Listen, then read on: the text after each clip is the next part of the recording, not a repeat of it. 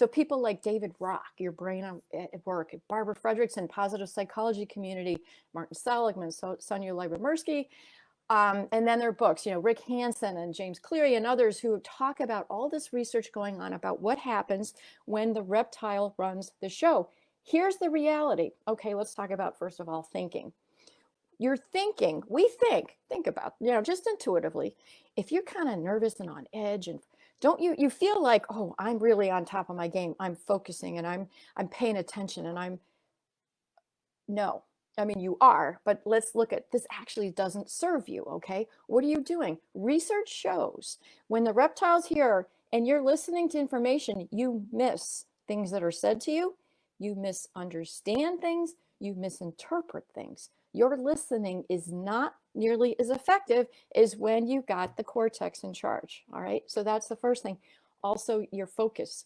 When you have the reptile running the show, your focus narrows in, and which is really good when you're trying to, fight against a tiger or something. But when you're trying to look for solutions and solve problems, you need an expanded view so that you can see more of what's around you. That doesn't serve you.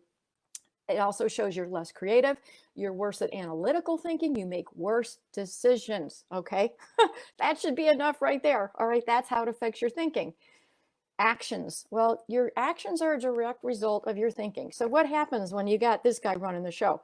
Okay, I'm scared. I've missed information. I've misunderstood things. I'm blaming people. What am I going to do? I'm going to go out there. I'm going to fight. I'm going to start doing crazy things. I might drive my car into people. I might start drinking bleach. Like, we do these things because our thinking our thinking here results in actions that match. These actions are not good actions, but yes, we do act. So that's the other thing. We think, oh, if I get mad or I get angry, I'm going to act. You are going to act. Research shows you are either going to react, you're going to underact, or you're going to do nothing. And so, you might stock up on toilet paper, for example, right? There's all kinds of things. Like, there's all these people breaking out in rashes because they're cleaning with too much bleach. When you're scared and you're frustrated and you're angry, you do irrational things and you act, but you're not acting in a way that's really helping. We need to be cooperating. Okay. And then finally, your feelings, as we said, I mean, this guy, these are all bad feelings. This is pick one: frustration, anger, disappointment. This means you got the alligator running the show. This guy can't be present when you've got those emotions, because the cortex just doesn't, those chemicals keep you from being able to think. So it's not only do you think good with this and act well, you feel good. All right. Now, you got a lot of biases against us helping so that this doesn't happen. All right. So that's the first thing. So just to understand, just talk to your brain and yourself and say, hey, this isn't working so well. That's the first thing, because this brain tries to stay in control. So that was skill one, which is talk to your brain. I'm going to talk a little bit more about that on Monday as well, to give you some other things, but you just need to understand, first of all, why this positive emotion in the cortex is so important. So number two then, okay, so how do we retrain the brain? How do we go from this to this? All right, so first of all, and I'm going to give you some more on Monday. That's mostly what Monday is going to be about. But for today, I want to give you a specific thing that you can do. And this is something that I call the goodness glasses. And there we go.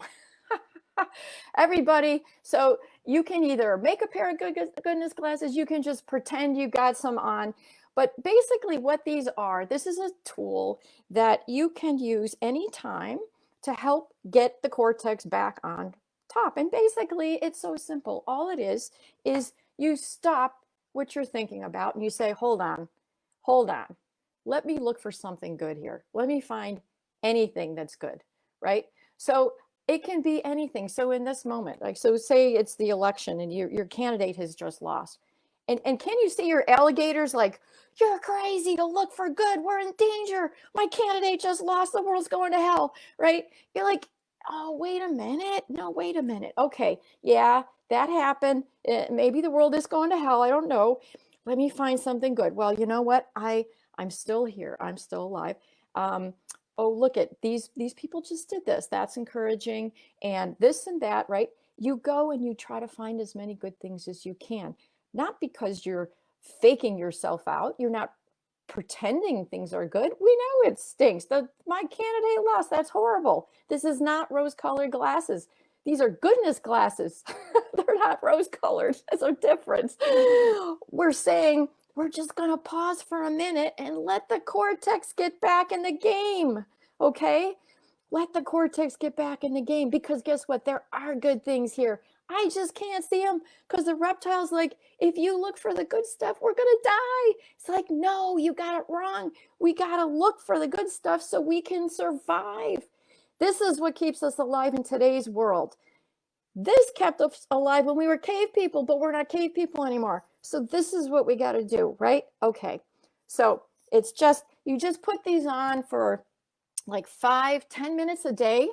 That will actually help retrain your brain. That's part of that evolutionary development that I talked about. You know, you go to the gym to build up your muscles. Well, this is building up your brain, so you don't have to wait a million years to be able to deal with what's going on. Because you know what? Even when the pandemic ends, this isn't over. We've got all kinds of other things that aren't going to end when that does. And so you need to learn how to skill up and to get your brain in the game to do what it needs to do. So this is the second one. So let me just, so here's the goal, right? Put this in your brain. This is the goal. The cortex is in charge. You got your goodness glasses on. Here's your reptilian brain doing what it's supposed to do. And of course, what do you think? Oh, that's crazy. That's rose-colored glasses. No, no, it's not. These are goodness glasses. I still know there's a pandemic out there. I still know that, you know, the world may go to hell, and I see that California's on fire. I see all that. And this is an and. These are and glasses, not or glasses. And there's a lot of beauty out there. Oh my gosh, look at the day today. It's gorgeous. The sun is out. Look at the children playing. There are still so many wonderful, beautiful things happening right alongside all the crap, but we can't see it. So you got to put these glasses on, and that's one of the techniques. Oh, I want to say something quick about that too. So it's not, seeing it is great, but the way you really accelerate the rewiring of your brain is to feel the good feelings, because the positive emotion is what helps rewire. It really reinforces those brain pathways, and it'll make it go faster. So as you notice the beautiful day, like really feel into it, like, oh my gosh, I feel the sun and it's so beautiful, and I'm loving how this is, and those chemicals just speed all that up, because believe me, with this world, you got to accelerate the progress because it's crazy. Okay, and so that's the second one, which is retraining your brain. And then the third skill you need to know, what I mentioned, is this crisis management, getting off the cliff. I'm going to talk about that on Thursday.